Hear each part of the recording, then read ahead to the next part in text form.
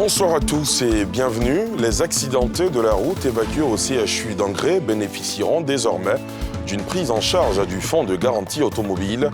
Le bureau de liaison mis en place à cet effet a ouvert ses portes ce jeudi. Tout sur ce service à suivre dans ce journal. Le mouvement Aube Nouvelle a produit un rapport ce jeudi sur les affres des violences liées à la période électorale. Le document comporte plusieurs recommandations qui concernent notamment la classe politique ivoirienne. Et puis à l'étranger, Emmanuel Macron a été diagnostiqué positif au Covid-19. Annonce faite par l'Élysée ce jeudi. Le président de la République française va s'isoler pendant 7 jours, mais continuera de travailler et d'assurer ses activités à distance, précise la présidence dans un communiqué. Les accidentés de la route évacués au CHU d'Angré bénéficieront désormais d'une prise en charge du fonds de garantie automobile.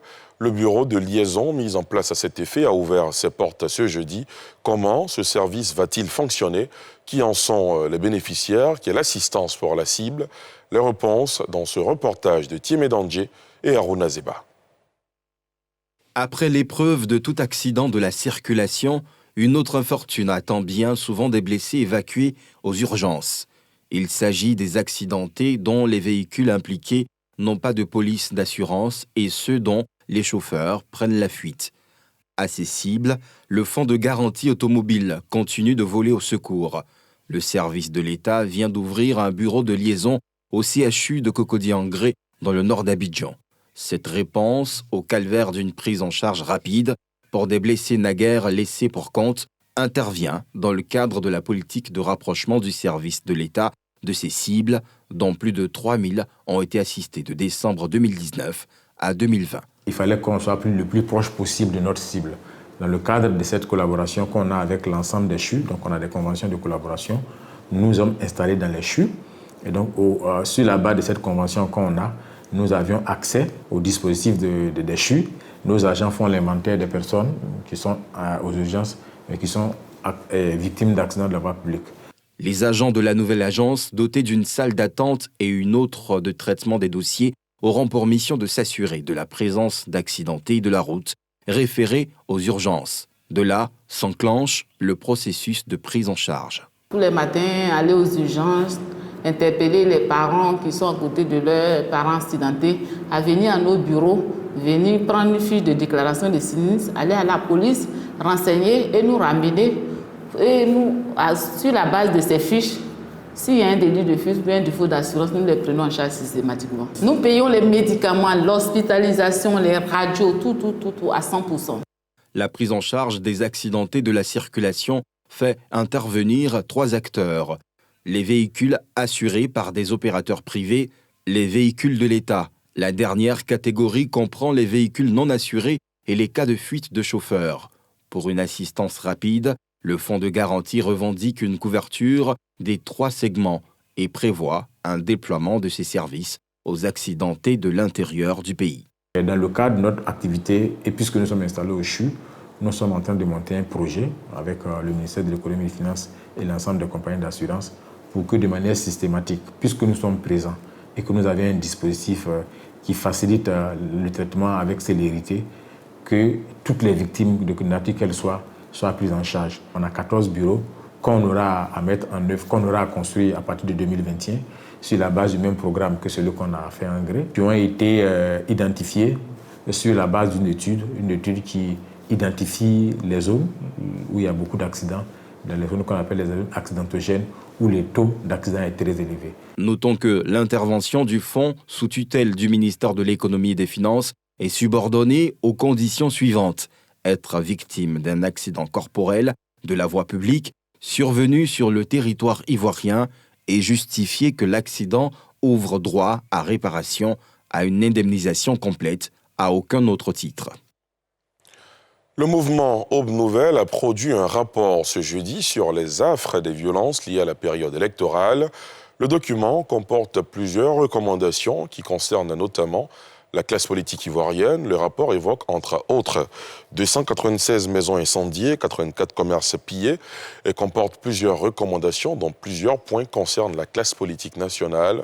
Des recettes que l'ex-préfet d'Abidjan, Vincent Aubirier, souhaite voir mises en œuvre pour éviter d'autres violences lors des élections législatives à venir. Tiemé Dandje, Aruna Zeba.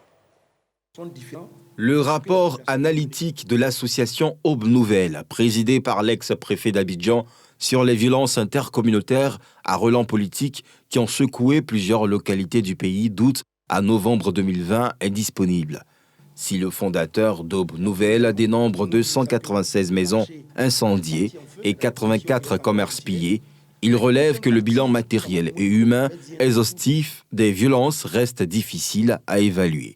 Sur le point des causes de ces violences, dont 110 cas ont ciblé et touché des symboles de l'État, l'ex-préfet d'Abidjan et son équipe ont pointé du doigt les rumeurs à l'origine des tensions. Les rumeurs ont été pour beaucoup dans tout ce qui s'est passé. Même les rumeurs de mort d'hommes ont très vite saisi la localité et il y a eu des représailles pour des informations qui n'étaient pas toujours fondées.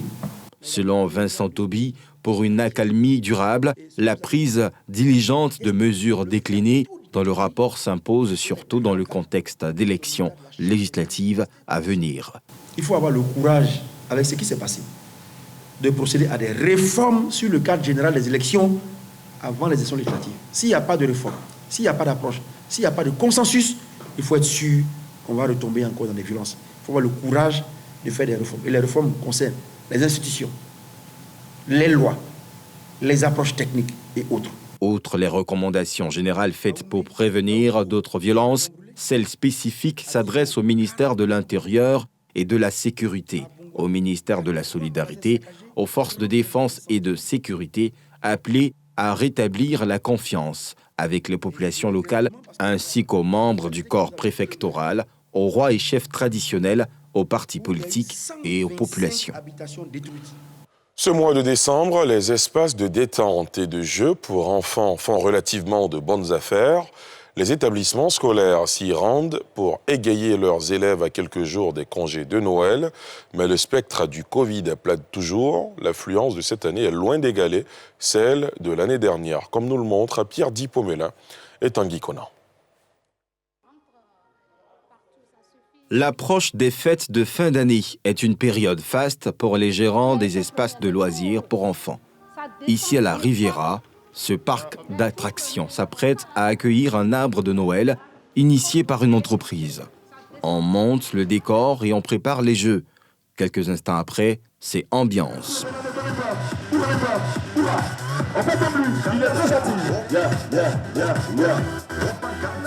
À quelques kilomètres de là, un autre espace de jeu où les enfants gambadent.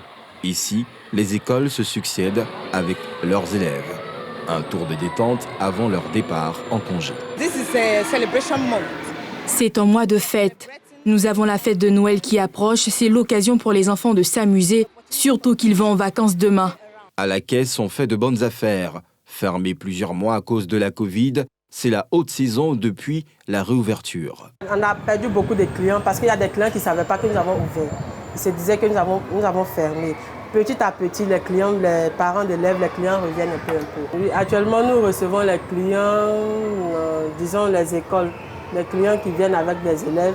Nous recevons les écoles pour des arbres de Noël, pour des sorties de tentes, pour des sorties pour fin d'année, je veux dire. Nous allons entrer même dans un moment mouvementé ici, parce qu'il y aura plus d'élèves, il y aura plus d'enfants, il y aura plus d'écoles, et puis il y aura aussi des arbres de Noël, des sociétés, des écoles, des entreprises. Si décembre est resté un mois d'intense activité pour ces espaces, l'affluence de cette année est bien mitigée. La peur de la Covid hante encore les esprits. Normalement, c'est en vacances, et les vacances de décembre, que nous recevons assez de clients. Mais bien voir que les vacances n'ont pas encore commencé, mais nous constatons que ça ne serait pas comme les autres années. Classés dans la catégorie des lieux de spectacle, ces espaces de jeu ont été sévèrement impactés par la pandémie à Covid-19. Réouvert en juillet dernier, cette haute saison constitue pour ces entreprises ludiques l'occasion de reprendre du poil de la bête. À l'étranger, Emmanuel Macron a été diagnostiqué positif au Covid-19, annonce faite par l'Élysée ce jeudi. Le président de la République française va s'isoler pendant 7 jours, mais continuera de travailler et d'assurer ses activités à distance, précise la présidence dans un communiqué. D'autres hautes personnalités, dont le Premier ministre, se sont également mises en isolement. Yeli Traoré. Le président français Emmanuel Macron a été testé positif au Covid-19 jeudi et va s'isoler pendant 7 jours après le diagnostic établi par des tests RT-PCR réalisés dès l'apparition de premiers symptômes. Le chef de l'État a pris la décision de s'isoler pendant 7 jours, annulant tous ses rendez-vous. Le président de la République a été diagnostiqué positif à la Covid-19 ce jour. Ce diagnostic a été établi suite à un test RT-PCR réalisé dès l'apparition de premiers symptômes. Conformément aux consignes sanitaires en vigueur applicables à tous, le président de la République s'isolera pendant 7 jours. Il continuera de travailler et d'assurer ses activités à distance. Son voyage au Liban prévu mardi et mercredi est donc annulé, a précisé l'Élysée. Il devait y passer un réveillon avec les militaires français de la FINUL, la force intérimaire des Nations Unies au Liban, et rencontrer de nouveau les dirigeants libanais.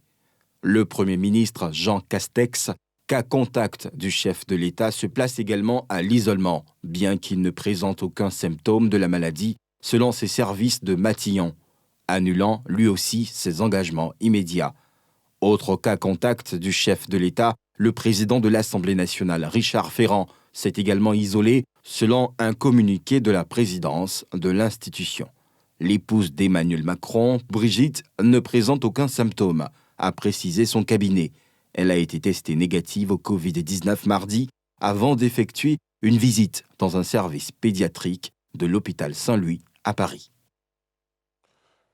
Et dans un instant, M. Vraimen Serge est l'invité de votre émission Sans réserve. Avec lui, on parlera de la situation du pays après l'investiture du président Ouattara, la situation du PDCI-RDA, le parti dont il est membre du bureau politique. Ce sera juste après la météo. Et c'est ici que prend fin ce journal. Merci de l'avoir suivi. Dans un instant, retrouvez-nous dans Sans réserve avec Vraimen Serge comme invité.